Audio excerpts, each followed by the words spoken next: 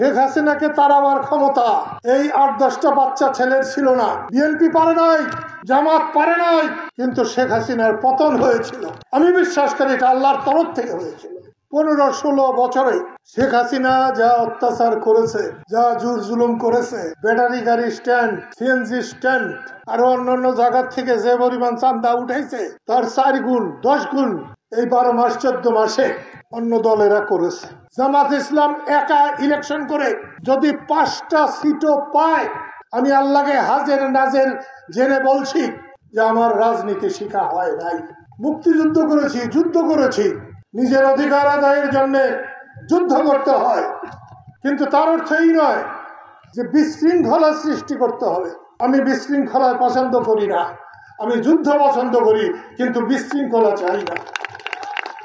আমাদের দেশে এখন বিশৃঙ্খলা চলছে, কতজনের কত বাড়ি ঘর ভাঙলো। শেষে শুনছি রাষ্ট্রের সরকারের সর্বোচ্চ প্রধান তার বাড়িতেও নাকি আক্রমণ হয়। যে লোক নিজেকে রক্ষা করতে পারে না, নিজের বাড়ি রক্ষা করতে পারে না, সে 18 কোটি মানুষের কি করে নিরাপত্তা দেবে? শেখ হাসিনাকে মানুষ কম বিরক্ত হয়ে তাকে তাড়ায় নাই, মানুষ একেবারে বিরক্ত হয়ে গিয়েছিল। শেখ হাসিনাকে তাড়াবার ক্ষমতা এই ৮-১০টা বাচ্চা ছেলের ছিল না। বিএনপি পারে নাই, জামাত পারে নাই, অন্তর্ঘাত করেও পারে নাই, কিন্তু শেখ হাসিনার পতন হয়েছিল। আমি বিশ্বাস করি এটা আল্লাহর তরফ থেকে হয়েছিল। তিনি যে পরিমাণ অত্যাচার করেছেন, মানুষকে অসম্মান করেছেন, তার জন্যে আল্লাহর তরফ থেকে তিনি পরাজিত হয়েছিলেন। আপনার প্রিয় কাপড়ের যত্নে এলো এনজাইম সমৃদ্ধ Arik silver wash detergent powder, 500 গ্রাম মাত্র 70 টাকা। প্রিমার্ক। কিন্তু ১৫-১৬ বছরে শেখ হাসিনা যা অত্যাচার করেছে, যা জুর জুলুম করেছে, ওই যে ব্যাটারি গাড়ি স্ট্যান্ড, সিএনজি স্ট্যান্ড, আরো অন্যান্য জায়গা থেকে যে পরিমাণ চান্দা উঠাইছে নৌকা মারখানা, তার ৪ গুণ ১০ গুণ এই ১২ মাস ১৪ মাসে অন্য দলেরা করেছে। শেখ হাসিনা যখন পতন হয় তখন ১ নম্বর দলে ছিল ধানের শীষ, মানুষের মনে ১ নম্বরে ছিল ধানের শীষ। এখন তারা কিন্তু পেটের বিষ। আমি গত ৭ই জানুয়ারি আমাদের কৃষক শ্রমিক জনতাধিকার একটা বর্ধিত সভায় আমি বলেছিলাম, যে কারণে মানুষ বিক্ষুব্ধ হয়ে শেখ হাসিনাকে সরিয়েছে, ঠিক একই কাজ করলে বিএনপিকেও মানুষের ভুলে যেতে কষ্ট হবে না। তার জন্যে এখানে অনেকেই অনেক লাফালাফি করেছিলেন। আমি সব বিচার দিয়ে রাখি আল্লাহর কাছে, কারণ আমি আমার সারা জীবনে দেখেছি আল্লাহ ছাড়া কোনো মুক্তি নাই, উপায় নাই। আজকে খুব লাফালাফি করতেছে, তার নাম জামাত ইসলাম। জামাত ইসলাম একা ইলেকশন করে যদি 5টা সিটও পায়, আমি আল্লাহকে হাজের নাজের জেনে বলছি যে আমার রাজনীতি শিখা হয় নাই। লাফানো যেতে পারে, অনেক টাকা পয়সা আছে ওদের, কিন্তু মুক্তিযুদ্ধে যে অন্যায় করেছে মানুষের কাছে সত্যিকার অর্থে মাপ না চাইলে কোনোদিন জামাত বাংলাদেশের শাসন ক্ষমতায় যেতে পারবে না।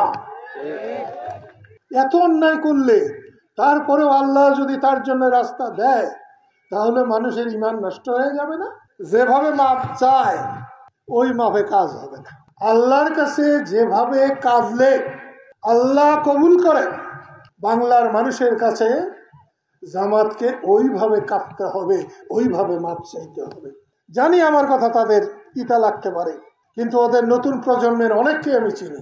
মুক্তিযুদ্ধের এই অপরাধ তারা দেশের মানুষ মাফ না করলে আল্লাহ রাব্বুল আলামিনেরও মাফ করার কোনো ক্ষমতা নাই।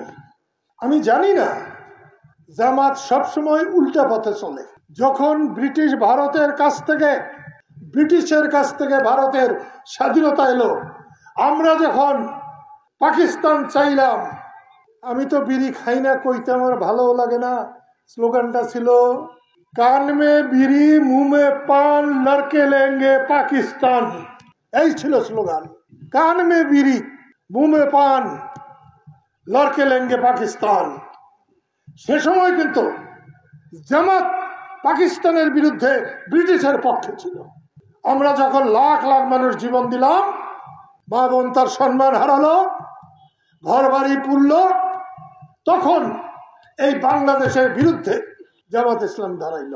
ওরা রাজনীতি করলে আমার কিছু বলার ছিল না, কিন্তু ওরা রাজাকার আলবদর বানিয়ে ওরা পাকিস্তান সেনাবাহিনীকে সাহায্য করলো মা বোনকে অত্যাচার করতে, ঘর দুয়ার পুরাতে। রাজনীতি করলে আমার কিছু বলার ছিল না, কিন্তু মা বোনের সম্মান রক্ষা হতেই হবে, হতেই হবে। হত্যার বিচার হতেই হবে, হতেই হবে।